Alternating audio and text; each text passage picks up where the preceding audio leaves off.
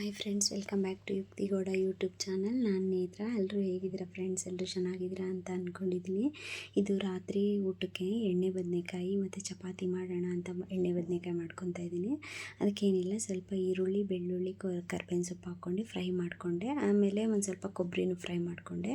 ಆ ಕೊಬ್ಬರಿ ತುರಿಯೋಕ್ಕೆ ನೋಡಿದೆ, ಅದು ತುರಿಯೋಕ್ಕಾಗಲಿಲ್ಲ. ಸರಿ, ಹೆಂಗೋ ಪುಡಿ ಮಾಡ್ಕೊತೀನಲ್ಲ ಅಂದ್ಬಿಟ್ಟು ಹಂಗೆ ಪುಡಿ ಮಾಡಿಕೊಂಡೆ.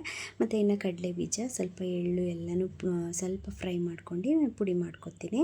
ಆ ಕಡೆ ಮಸಾಲೆಗೆ ಅಂತ ಧನಿಯಾ powder, chilli powder, garam masala, ಅರಿಶಿನ ಪುಡಿ ಇಟ್ಕೊಂಡಿದ್ದೀನಿ. ಇದನ್ನು ಇವಾಗ ಸಣ್ಣಗೆ ಈರುಳ್ಳಿ ಕಟ್ ಮಾಡ್ಕೊಂಡು ಈಗ ಏನೇನು ರುಬ್ಕೊಂಡಿದೆ ಅದೆಲ್ಲ ಮಿಕ್ಸ್ ಮಾಡ್ಕೊತೀನಿ. ಇದು ಸ್ವಲ್ಪ ನಮ್ಮ ಅತ್ತೆ ಊರ ಸೈಡಲ್ಲಿ ಮಾಡ್ತಾರೆ, ಅವ್ರು ನೋಡಿ ನಾನು ಕಲ್ತಿದ್ದು.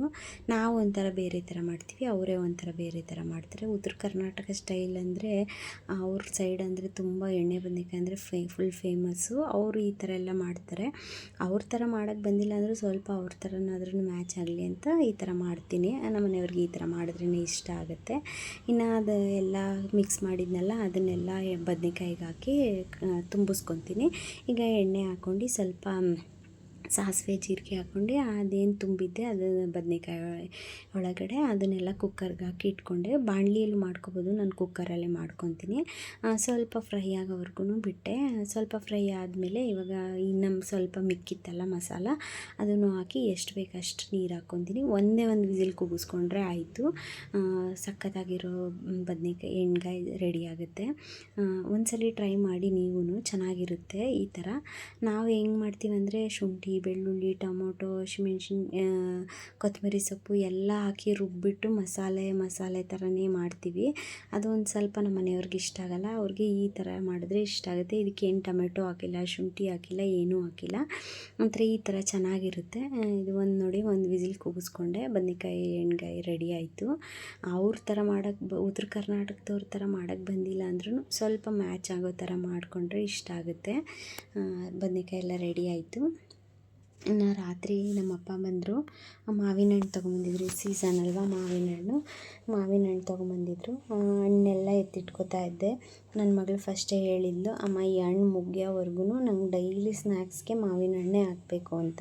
ಅವಳಿಗೆ ತುಂಬ ಇಷ್ಟ ಮಾವಿನ ಹಣ್ಣು. ಆಯಿತು ಅಂತ ಹೇಳ್ಬಿಟ್ಟು ಖಾಲಿ ಆಗೋವರೆಗೂ ಜಾಸ್ತಿ ನಾನು ಅವಳು ಇಬ್ಬರೇ ತಿಂದಿದ್ದು ಮಾವಿನ ಹಣ್ಣನ್ನ. ಇನ್ನು ಹಣ್ಣೆಲ್ಲ ಎತ್ತಿಟ್ಕೊಂಡು ಕಾಯೆಲ್ಲ ಸಪ್ರೇಟ್ ಮಾಡಿ ಎತ್ತಿಟ್ವಿ. ಅದು ಹಣ್ಣಾಗಕ್ಕಿಟ್ವಿ. ಇನ್ನು ಬೆಳಗ್ಗೆ ಇದು ಇಡ್ಲಿ ಮಾಡ್ತಾಯಿದ್ದೆ. ಇಡ್ಲಿ ಇಲ್ಲ ದೋಸೆ ಏನಾದರೂ ಮಾಡೋಣ ಅಂದ್ಕೊಂಡೆ. ನನ್ನ ಮಗ ನನಗೆ ಇಡ್ಲಿ ಕೊಡಮ್ಮ, ಮತ್ತು ರಾತ್ರಿ ನಮ್ಮ ಅಪ್ಪ ಬಂದಿದ್ರಲ್ವ, ಮಟನ್ ಸಾರು ಮಾಡಿದ್ದೆ, ಅದ್ರ ಜೊತೆಗೆ ಇಡ್ಲಿ ಮಾಡಿಕೊಡಮ್ಮ ಅಂತ ಹೇಳ್ದೆ. ಅವನಿಗೆ ಇಡ್ಲಿ ಮತ್ತು ಮಟನ್ ಸಾರು ಕೊಟ್ಟೆ. ನನ್ನ ಮಗಳು ನನಗೆ ಇಡ್ಲಿ ಬೇಡ ಅಮ್ಮ, ದೋಸೆ ಚಟ್ನಿ ಮಾಡು ಅಂತ ಹೇಳಿದ್ಲು. ಇನ್ನು ಅವಳಿಗೂ ದೋಸೆ ಚಟ್ನಿ ಮಾಡಿಕೊಡೋಣ ಅಂತ ಹೇಳ್ಬಿಟ್ಟು ಇಲ್ಲಿ ಚಟ್ನಿಗೆಲ್ಲ ರೆಡಿ ಮಾಡ್ಕೊಂಡು ರುಬ್ಕೊಂಡೆ. ಇಬ್ಬರು ಮಕ್ಕಳಿದ್ರೆ ಇದೇ ಥರ, ನನಗೊಂದು ನಿನಗೊಂದು ಅಂತ ಒಟ್ಟು ಅವ್ರು ಕೇಳಿದ್ದು ಮಾಡಿಕೊಟ್ರೆ ಬಾಕ್ಸ್ ಖಾಲಿ ಆಗೋದು. ಇನ್ನು ನೋಡಿ, ಮಾವಿನ ಹಣ್ಣು ಹಾಕು ಸ್ನ್ಯಾಕ್ಸ್ಗೆ ಅಂತ ಹೇಳಿದ್ಲು. ಅವಳಿಗೂ ಮಾವಿನ ಹಣ್ಣೆಲ್ಲ ಹಾಕ್ತಾಯಿದ್ದೀನಿ. ಅವಳಿಗೆ ಈ ಸಿಪ್ಪೆ ಎಲ್ಲ ತೆಗ್ದು ಹಾಕಬೇಕು. ಸ್ಪೂನಲ್ಲಿ ತೊಗೊಂಡು ತಿಂತಾಳೆ. ಹೇಳಿದ್ಲು ಹಿಂಗೆ ಹಾಕು ಅಂತ. ಅವಳಿಗೆ ಅದಕ್ಕೆ ಈ ಥರ ಸಿಪ್ಪೆ ಎಲ್ಲ ತೆಗೆದ್ಬಿಟ್ಟು ಹಾಕ್ತೀನಿ. ಅವನಿಗೆ ಸಿಪ್ಪೆ ಎಲ್ಲ ಸೇರಿಸಿ ಹಾಕ್ತೀನಿ. ಅವ್ನಿಗೇನು ಮಾವಿನ ಹಣ್ಣು ಇಷ್ಟ ಆಗಲ್ಲ. ಆದ್ರೂ ನ್ಯಾಚುರಲ್ ಅಲ್ವಾ, ಹಣ್ಣಾಗಿರೋದು, ಕೆಮಿಕಲ್ ಏನೂ ಹಾಕಿರಲ್ಲ, ಹಣ್ಣಾಗಿರುತ್ತೆ, ತಿನ್ನು ಅಂತ ಹೇಳಿದೆ. ಒಂದೆರಡು ಹಾಕಮ್ಮ ಸಾಕು ಅಂತ ಹೇಳ್ದೆ. ಮತ್ತು ಅವ್ನ ಫ್ರೆಂಡ್ಗೆ ಒಂದೆರಡು ಕೊಡಮ್ಮ ಅಂತೇಳಿ ಅವನು ಹಾಕಿಸ್ಕೊಂಡು ಹೋದ. ಅವಳಿಗೆ ನೋಡಿ ಈ ಥರ ಎಲ್ಲ ಮಾಡಿ ಹಾಕಬೇಕು. 1 ತಿಂಗಳು 2 ತಿಂಗಳು ಹೆಂಗೆ ಟೈಮ್ ಕಳೆದೋಯ್ತು ಅಂತಲೇ ಗೊತ್ತಿಲ್ಲ. ಇವಾಗ ಸ್ಕೂಲ್ ಸ್ಟಾರ್ಟ್ ಆಗಿದೆ, ನಾವು ಬ್ಯಾಕ್ ಟು ರೂಟೀನ್ ಅಂತ ಬೇಗ ಎದ್ದೇಳಬೇಕು. ಭಾನುವಾರ ಯಾವಾಗ ಬರುತ್ತಪ್ಪ ಅಂತ ಕಾಯೋ ಥರ ಆಗ್ತಾ ಇರುತ್ತೆ ಇವಾಗ.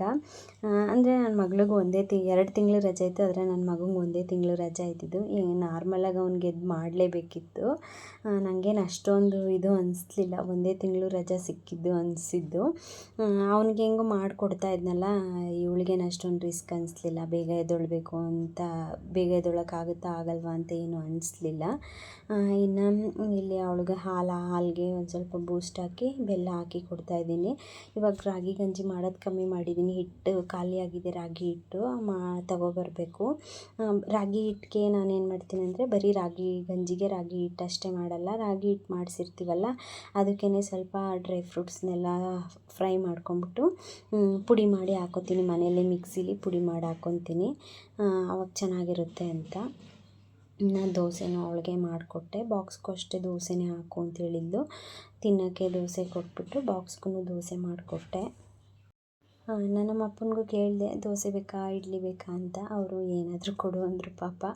ಅವ್ರಿಗೂ ದೋಸೆ ಮತ್ತು ಮಟನ್ ಸಾಂಬಾರು ಇತ್ತಲ್ಲ ರಾತ್ರಿದು, ಅದನ್ನೇ ಹಾಕಿ ಕೊಟ್ಟೆ ಅವ್ರಿಗೆ. ಚಟ್ನಿ ಇವಾಗ ಅವ್ಳಿಗೊಬ್ಳಿಗಷ್ಟೇ ಮಾಡಿದ್ದೆ. ಇನ್ನು ನಮ್ಮ ಮನೆಯವ್ರೇನು ದೋಸೆಗೆ ತಿನ್ನಲ್ಲ, ಇಡ್ಲಿ ದೋಸೆ ಏನು ತಿನ್ನಲ್ಲ, ಅವ್ರಿಗೆ ಚಪಾತಿ ಮಾಡಿಕೊಟ್ರಾಯ್ತು ಅಂತ. ಇವ್ರು ಮಾಡಿ ಕಳಿಸ್ಬಿಡೋಣ ಫಸ್ಟು ಅಂತ ಇವ್ರಿಗೆ ಮಾಡಿದೆ. ಇನ್ನು ಇದು ಲಂಚ್ ಬ್ಯಾಗ್ 2 ಮೀಶೋಯಿಂದ ತೊಗೊಂಡಿದ್ದೆ. ಅಂದರೆ ಕ್ವಾಲಿಟಿ ಎಲ್ಲ ಚೆನ್ನಾಗಿದ್ದಾವೆ, ಆದರೆ ಬ್ಯಾಗ್ ತುಂಬ ಚಿಕ್ಕದಾಯಿತು. ನನ್ನ ಮಗನಿಗೆ ಇಡ್ಬೋದು, ಬಾಕ್ಸ್ಗಳು ಇಡ್ಬೋದು ಅಷ್ಟೇ, ವಾಟ್ರ್ ಬಾಟ್ಲುಗಳಂತೂ ಇಡೋಕ್ಕಾಗಲ್ಲ. ಅದೇ ಅವಳು ಹೇಳ್ತಾಯಿದ್ಲು, ನೀನು ಯಾಕೆ ತರಿಸ್ದೆ, ನನಗೆ ಇಷ್ಟ ಆಗ್ತಾಯಿಲ್ಲ, ಬಾಟ್ಲ್ ಇಡೋಕ್ಕಾಗ್ತಾಯಿಲ್ಲ ಅಂತ. ಸರಿ ಸ್ವಲ್ಪ ದಿನ ತೊಗೊಂಡೋಗು, ಆಮೇಲೆ ಬೇರೆ ತೆಕ್ಕೊಡ್ತೀನಿ ಅಂತ ಹೇಳಿಬಿಟ್ಟು ಅವಳಿಗೆ ಏನೋ ಸಮಾಧಾನ ಮಾಡಿ ಹಾಕಿ ಕಳಿಸ್ದೆ. ಬ್ಯಾಗ್ ಎಲ್ಲ ಚೆನ್ನಾಗಿದ್ದಾವೆ, ಕ್ವಾಲಿಟಿನೂ ಚೆನ್ನಾಗಿದ್ದಾವೆ, ಆದರೆ ಬಾಟಲ್ಸ್ ಇಡೋಕ್ಕಾಗಲ್ಲ. ಚಿಕ್ಕ ಬಾಟಲ್ ಆದರೆ ಇಡ್ಬೋದು. ಇನ್ನು ಗಿಡಕ್ಕೆಲ್ಲ ನೀರು ಹಾಕಿದೆ. ಇವಾಗ ಗಿಡಗಳಂತೂ ಇವಾಗ ಚೆನ್ನಾಗಿ ಹೂ ಬಿಡ್ತಾ ಇದ್ದಾವೆ. ಸ್ವಲ್ಪ ನಾನು ಊರಿಗೆ ಹೋದಾಗೆಲ್ಲ ಒಣಗೋಗಿದ್ದು, ಇವಾಗ ಸ್ವಲ್ಪ ಗಿಡಗಳೆಲ್ಲ ಇವಾಗ ಹೂ ಬಿಡ್ತಾ ಇದ್ದಾವೆ. ಚೆನ್ನಾಗಿ ಹೂ ಬಿಡ್ತಾ ಇದ್ದಾವೆ. ಅದು ಮಣ್ಣೆಲ್ಲ ತೆಗ್ದು ಕೊಟ್ಟಿದ್ದೆ, ಮೊನ್ನೆ ಎಲ್ಲ ಮಣ್ಣು ತೆಗೆದಿದ್ದೆ.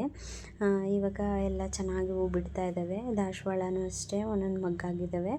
ಇದು ಬ್ರಹ್ಮಕಮಲ ಗಿಡ, ಇದರಲ್ಲಂತೂ ಸಿಕ್ಕಾಪಟ್ಟೆ ಮೊಗ್ಗಾಗಿದ್ದಾವೆ. ಒಂದು 10 ಮೊಗ್ಗಾಗಿದ್ದಾವೆ. ತುಂಬ ಚೆನ್ನಾಗಿ, ಇದು ಸೀಸನ್ ಅನಿಸುತ್ತೆ, ಚೆನ್ನಾಗಿ ಮೊಗ್ಗು ಬಿಡ್ತಾ ಇದ್ದಾವೆ ಇದರಲ್ಲಿ. ಒಂದು 10 ಮೊಗ್ಗಿದ್ದಾವೆ, ಯಾವಾಗ ಅರಳ್ತಾವೋ ಗೊತ್ತಿಲ್ಲ. ಮನಿ ಪ್ಲ್ಯಾಂಟು ಅಷ್ಟೇ, ಎಲ್ಲನೂ ಊರಿಗೆ ಹೋದಾಗ ಒಂದು ಸ್ವಲ್ಪ ಡಲ್ ಆಗಿಬಿಟ್ಟಿದ್ದು. ಆ ಗಿಡಗಳನ್ನೆಲ್ಲ ಇವಾಗ ಮತ್ತು ಅವನ್ನೆಲ್ಲ ಸರಿ ಮಾಡೋಣ ಅಂತ ಎಲ್ಲನೂ ಮಣ್ಣೆಲ್ಲ ತೆಗ್ದು ಕ್ಲೀನ್ ಮಾಡಿ ಗಿಡಗಳನ್ನೆಲ್ಲ ಸ್ವಲ್ಪ ಹೂ ಬಿಡೋ ಥರ ಮಾಡಿಕೊಂಡೆ. ಇನ್ನು ಇಲ್ಲಿ ಮನಿ ಪ್ಲ್ಯಾಂಟು ಅಷ್ಟೇ ಚೆನ್ನಾಗಿ ಬಿಡ್ತಾಯಿತ್ತು. ಸ್ವಲ್ಪ ಒಣಗೋಗಿತ್ತು ಮನಿ ಪ್ಲ್ಯಾಂಟು ನಾನು ಊರಿಗೆ ಹೋದಾಗ. ಓಕೆ ಫ್ರೆಂಡ್ಸ್, ಈ ವಿಡಿಯೋ ಇಷ್ಟ ಆಗಿದರೆ ಲೈಕ್ ಮಾಡಿ. Thank you.